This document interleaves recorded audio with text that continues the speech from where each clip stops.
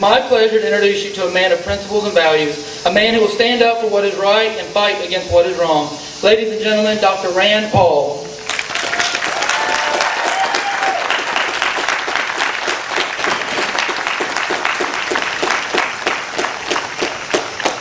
Thank you.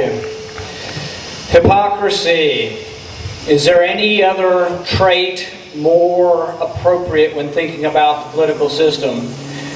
Hypocrisy. I think no political party has a monopoly on hypocrisy. If there's any one truly bipartisan trait, I believe it is hypocrisy. You see Republicans who wear their family values on their sleeves and then trot off to Argentina to see their mistress. You see Democrats who say, pay your fair share of taxes, and then when they're appointed to high office, they're not paying their fair share of taxes. Hypocrisy. You have the chairman of the Ways and Means Committee, Charlie Rangel, writing the tax laws, putting people like you in jail for making mistakes, and he made $1 million mistake on his forms. If you add cynicism to hypocrisy, I think you capture the mind of the American electorate.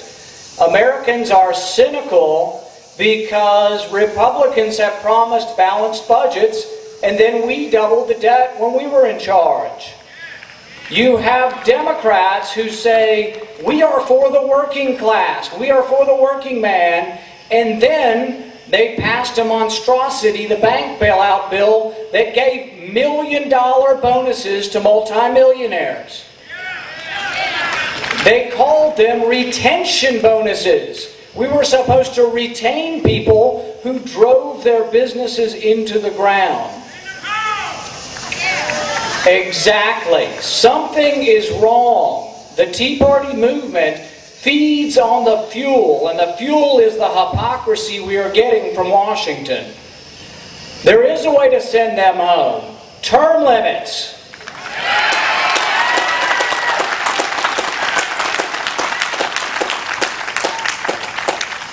I'm traveling the state and I am talking about that they need to be limited in their terms. At the most, 2 6-year terms in the Senate and 6 2-year terms in the House. They need to come back and live under the laws that they've written.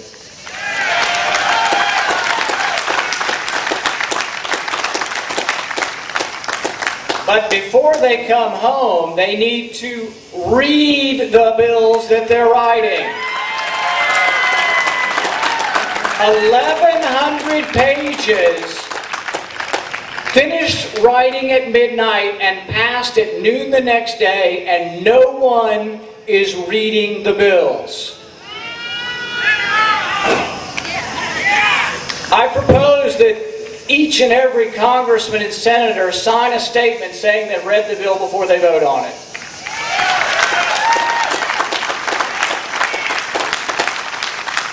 I propose that in order for them to figure out how much they like a government-run system, that each congressman and each senator get their health care at the VA, and that each veteran get the cushy health care that the congressmen currently give for themselves.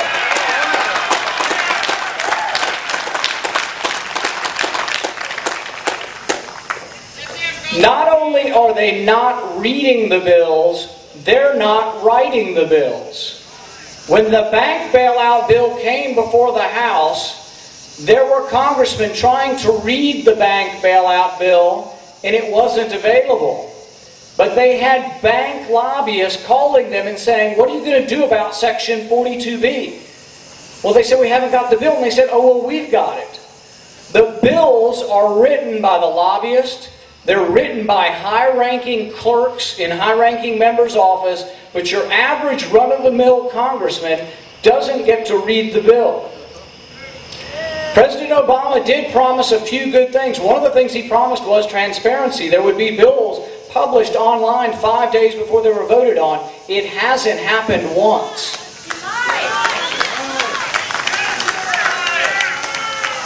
In 1776, Thomas Paine was with George Washington. They'd been defeated after defeat after defeat. They had lost in Boston, they'd lost in New York, and they were retreating into New Jersey. This was 3 days before Christmas. And Washington sends Thomas Paine back to Philadelphia, and Thomas Paine writes this pamphlet to try to encourage the troops called Crisis. And in that pamphlet he wrote, "These are the times that try men's souls."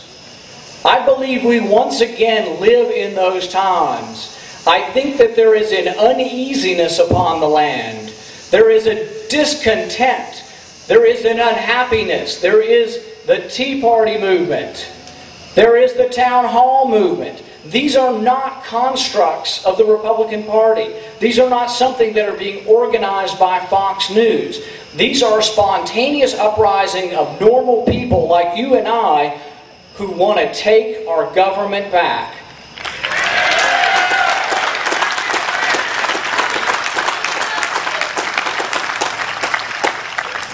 We need rules because we cannot trust politicians.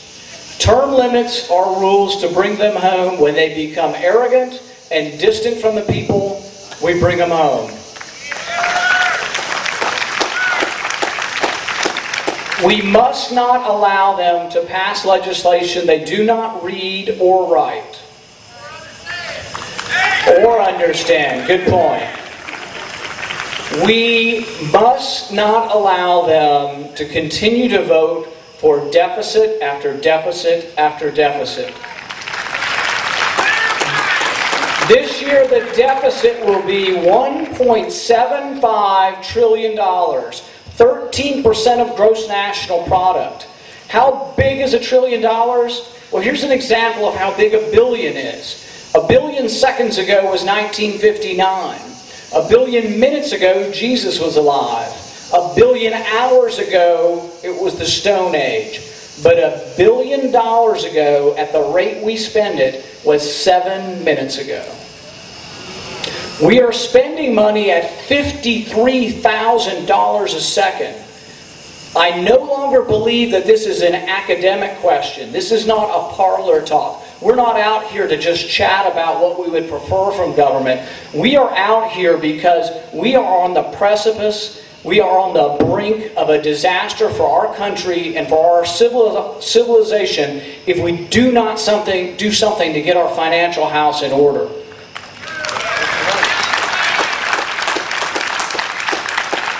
Our country was a country of rules and laws. We were founded on the Constitution. There's only a certain amount of a few enumerated powers in the Constitution. That's all they're supposed to be doing. But they are ignoring the law of the land.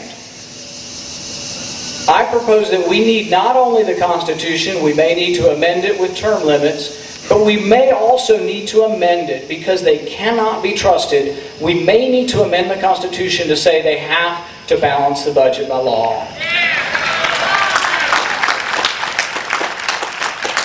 Balancing the budget works in 30 out of 50 states. We are forced to balance the budget.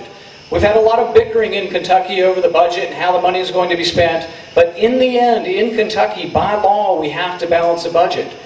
Contrast that with California. They completely ignore their rules on their budget, and we will be paying taxes in Kentucky to pay for those in California for their fiscal irresponsibility. It's compounded even further in Washington because there's no limit to the debt because they can just simply print the money. But that can only go on so long. We are all here smart enough to know that you cannot just print up money, give it to people, and tell them to go buy a car and everything will be okay.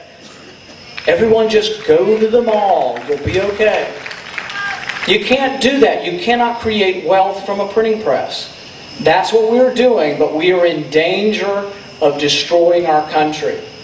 In order to take back our country, we need to focus the Tea Party movement. It can be focused in Frankfurt, it can be focused in Washington, it can be focused locally, but the Tea Party movement that is rising, and it is a groundswell, needs to focus itself, and we need to do something with this to take our country back. Thank you very much.